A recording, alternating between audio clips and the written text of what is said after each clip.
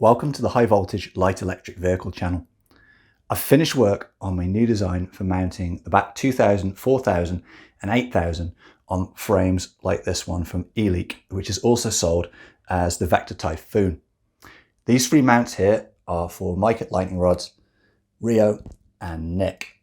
And as you can see, I've been having lots of fun designing logos for people. I recently learned that we actually have a spare 12 volt feed on our harnesses, which, although is not capable of supplying any real current, was enough to illuminate a couple of small LEDs and trigger a relay or two.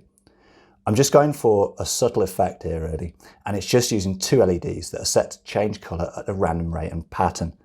However, the patterns are slightly out of sync, and that generates some quite interesting blends of colours.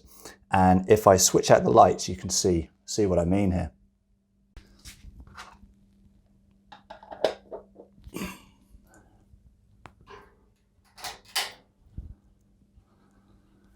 So just by having the two LEDs at slightly different colour changes, you can get some really interesting colour changes, sort of purples and blues and greens and reds and yellows. And the colours here shine red through all sorts of different colours because I'm using different coloured filament there. And the actual lensing effect of the filament lends to some interesting effects too. And that's with it just passing through the different layers and patterns of substructure within the print. With this mount, I've gone for a more angular look, which fits with the style of the Eleek frames.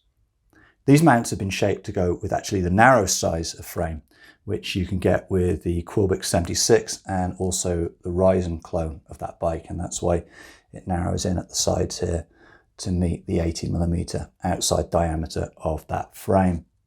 It's mounted to the frame with M8 bolts because this has to be strong enough to take the weight potentially of a BAC 8000. And I'm also using threaded inserts for all the bolting points that go onto the mount.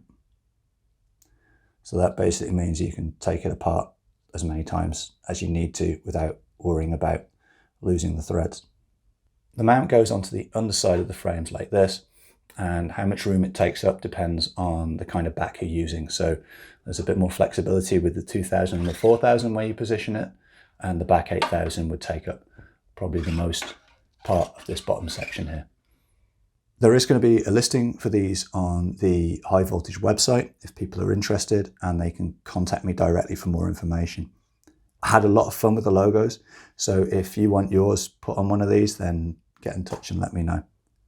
The last mount that I have here is for the Super 73 frame, and this is actually going to let Barney mount a BAC 2000 onto that frame, and that's why it's been shaped with these cutouts, because that's the pattern for the double tubed structure of that frame. You could actually get a 4000 done with this one just by having longer side panels. Apparently it's quite a popular frame these days for people doing custom builds with. There is lots more information on all of this on our Discord channel, and if people want to join that, there is a link in the description. Thanks for watching the High Voltage channel.